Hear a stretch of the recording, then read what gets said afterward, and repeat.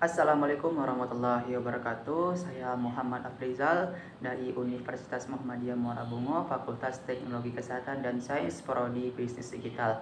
Nah, di sini saya akan menjelaskan tentang materi analisis jabatan dan itu ada beberapa poin. Di antaranya yakni konsep analisis jabatan dan metode-metode analisis jabatan. Nah, di sini kita akan membahas tentang materi-materi berikut. Nah, jadi apa itu analisis jabatan? Nah, jadi analisis jabatan itu merupakan proses sistematis untuk mengevaluasi tugas, tanggung jawab, dan persyaratan suatu pekerjaan.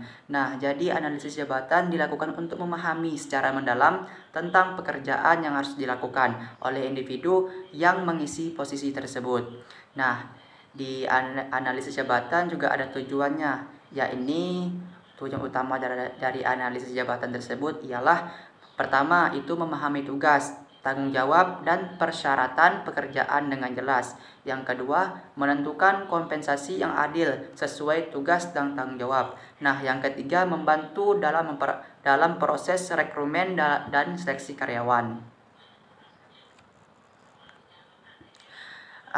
Analisis jabatan juga terdapat proses, yaitu proses analisis jabatan meliputi langkah-langkah berikut. Yang pertama, identifikasi tujuan dan ruang lingkup analisis jabatan.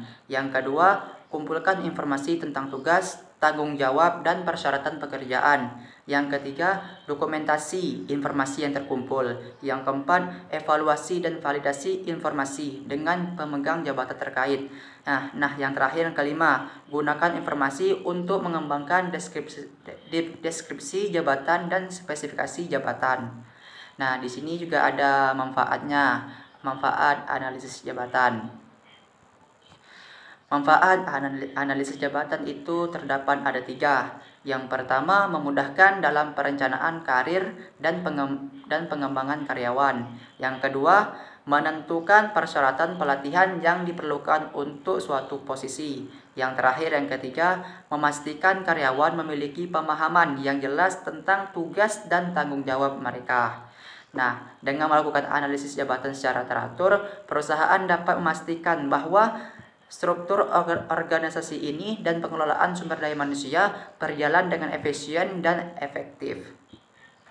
Nah, di sini kita masuk dari poin yang kedua, yaitu konsep analisis dari jabatan. Nah, analisis jabatan itu adalah proses sistematis untuk mengevaluasi tugas-tugas yang diperlukan dalam suatu posisi atau jabatan di organisasi. Tujuan utamanya adalah untuk memperoleh pemahaman yang jelas dan tentang tugas, tanggung jawab, kualifikasi, dan karakteristik pekerjaan dalam suatu jabatan. Nah, jadi proses analisis jabatan itu melibatkan langkah-langkah berikut. Yang pertama, identifikasi tujuan analisis atau tentukan tujuan dari analisis jabatan yang akan dilakukan. Yang kedua, mengumpulkan data tentang tugas, tanggung jawab, kualifikasi, dan karakteristik pekerjaan dikumpulkan dari berbagai sumber, termasuk observasi, wawancara, dan dokumentasi.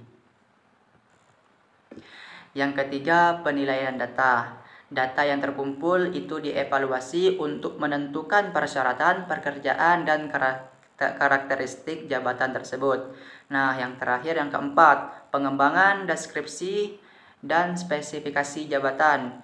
Nah, yaitu ialah berdasarkan data yang dievaluasi, deskripsi jabatan yang mencakup tugas, tanggung jawab, dan spesifikasi jabatan yang mencakup kualifikasi dan karakteristik yang diperlukan untuk disusun. Nah, jadi kita masuk ke poin yang ketiga, yaitu metode analisis jabatan. Apa itu metode analisis jabatan?